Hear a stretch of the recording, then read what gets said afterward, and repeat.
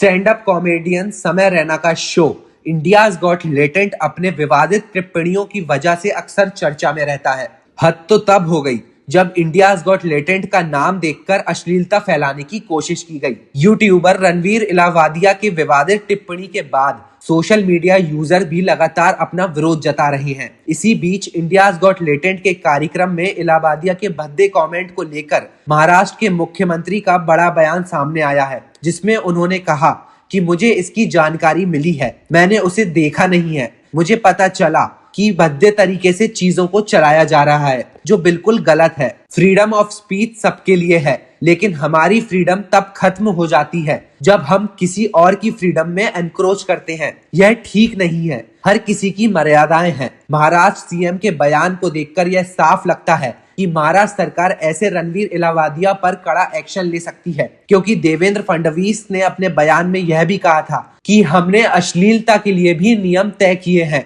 अगर उसको कोई पार करेगा तो उसके खिलाफ कार्रवाई की जाएगी। इसके अलावा सुप्रीम कोर्ट के एडवोकेट विनीत जिंदल ने भी दिल्ली में रणवीर इलाहाबादिया, कॉमेडियन समय रैना और इंडियाज गॉट लेटेंट के आयोजकों के खिलाफ शिकायत दर्ज कराई है। आइए सुनते हैं शिकायतकर्ता और सुप्रीम कोर्ट के वकील विनीत जिंदल ने क्या कुछ कहा।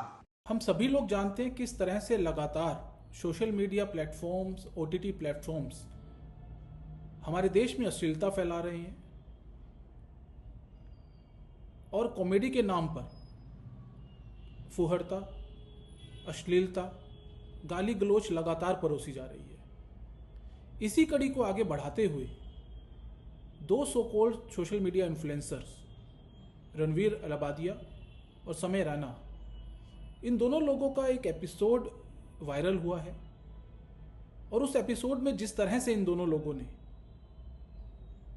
भारतीय रिश्तों को, पारिवारिक रिश्तों को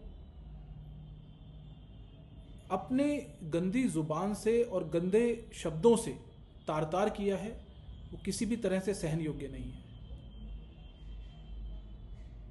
एक परिवार में पिता, माता और बच्चे के रिलेशंस को लेकर जिस तरह की बातें इन दोनों लोगों ने की हैं, वो किसी भी तरह से सहन योग्य नहीं है। ऐसी कोई भी चीज़ जो हम लोग अपने परिवार में अपने माता पिता, अपने बच्चों के साथ बैठ के नहीं कर सकते, देख नहीं सकते, ऐसी चीज़ों को करने का अधिकार भी हम किसी और को नहीं दे सकते। ये दोनों लोग और इनके शो इंडिया गॉट लेटेंट नाम के शो को चलाने वालों के खिलाफ आज मैंने एक शिकायत दायर की है।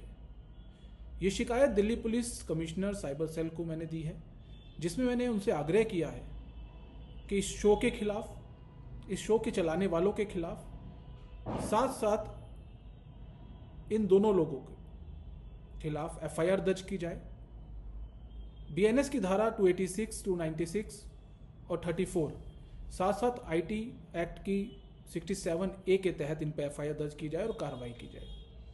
साथ साथ एक याचिका मैंने इंफॉर्मेशन ब्रॉडकास्टिंग मिनिस्ट्री पर भी दायर की है, जिसमें मैंने उनसे आग्रह किया है कि इस पूरे एपिसोड को, इस पूरे शो को बैन किया जाए। जितने भी सोशल मीडिया प्लेटफॉर्म पे ये शो दिखाया जा रहा है उनको रोका जाए। साथ साथ सभी लोग जो इस पूरे शो को चलाने में, इस शो के अंदर परफॉर्म कर रहे हैं, जो लोग इस तरह की फुहड़ बातें, इस तरह की अश्लील बातें, गाली गलौच इस पूरे शो में कर रहे हैं, उनके ऊपर जुर्माना लगाया जाए, कार्रवाई की जाए, दंडात्मक कार्रवाई की जाए।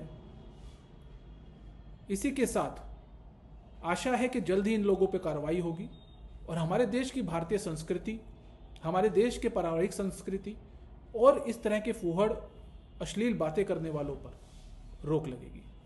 धन्यवाद।